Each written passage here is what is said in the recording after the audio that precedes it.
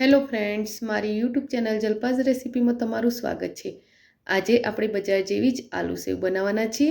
તો friends, રેસીપીને last સુધી જોજો। રેસીપી ગમે તો વિડીયોને લાઇક અને શેર કરજો। આલુ સેવ બનાવવા માટે મેં 1 કિલો જેવા બટેકા લઈ લીધા છે। તેને બાફી અને છોલી પણ લીધા છે। તો હવે તેને આવી ખમણી વડે ખમણી લઈશું। બટેકાને ખમણી વડે જ ખમણીશું, જેથી કરીને તેમાં બટેકાના ટુકડા રહી ના જાય। હવે તેમાં અડધી ચમચી મરચું એડ કરીશું। બટેકાને બાફતી વખતે મીઠું નાખેલું છે, તો અડધી ચમચી મીઠું એડ કરીશું। પોણી ચમચી કાળા મરી એડ કરીશું। કાળા મરીનો પાવડર એકદમ વાટીને લેવાનો છે। પોણી ચમચી સંચળ એડ કરીશું અને 1 ચમચી ચાટ મસાલો એડ કરીશું અને 3 ચમચી તેલ એડ કરી લઈશું।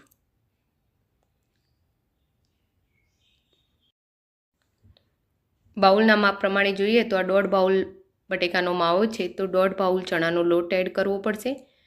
તો આપણે તે એડ કરી લઈશું, પણ એમાં ધીરે ધીરે લોટ એડ કરીશું, કારણ કે આમાં પાણી યુઝ કરવાનું નથી। જેટલો લોટ સમાય એટલો લોટ એડ કરીશું।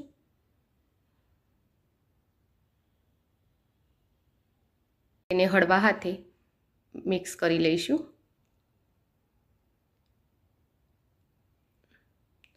તો બીજો લોટ એડ કરીશું। જો લોટનું પ્રમાણ વધારે હોય તો સામે તેલનું પ્રમાણ પણ થોડું વધારી દેવાનું। તો બસ આવો આટો તૈયાર કરવામાં 1.5 બાઉલ ચણાનો લોટ વપરાયો છે। તો હવે સંચાની આપણે આવી જાળી લઈશું અને તેને તેલથી ગ્રીસ કરી લઈશું। તો એ જ રીતે સંચાને પણ ગ્રીસ કરી લીધો છે। હવે તેને નીચેથી બંધ કરી તૈયાર કરેલો લોટ તેમાં ભરી લઈશું।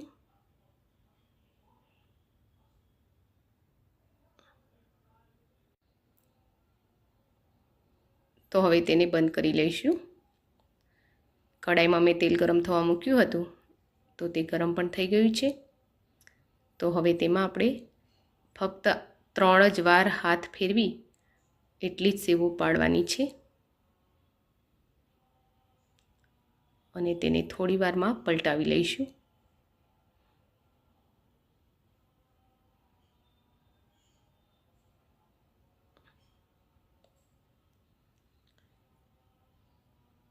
તો તેને 1 રાઉન્ડ, 2 રાઉન્ડ અને 3 રાઉન્ડ એટલે જ સેવોનો પાડવાનો હોય છે, જેથી કરી તે જલ્દી ચડી જાય। અને તેને થોડી વારમાં પલટાવી લઈશું। જેવા બબલ્સ ઓછા લાગે કે તરત તેને પલટાવી લઈશું।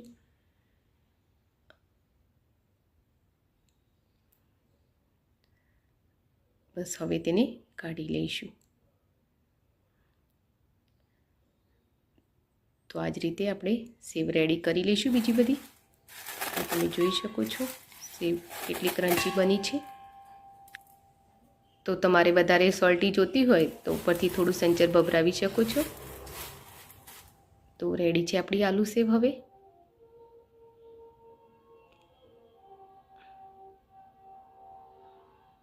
તો ફ્રેન્ડ્સ, આજની આ રેસીપી તમને કેવી લાગી એક કોમેન્ટ બોક્સમાં જરૂરથી લખજો। રેસીપી ગમી હોય તો વિડીયોને લાઇક અને શેર કરજો। Thank you for watching my video. જય શ્રી કૃષ્ણ।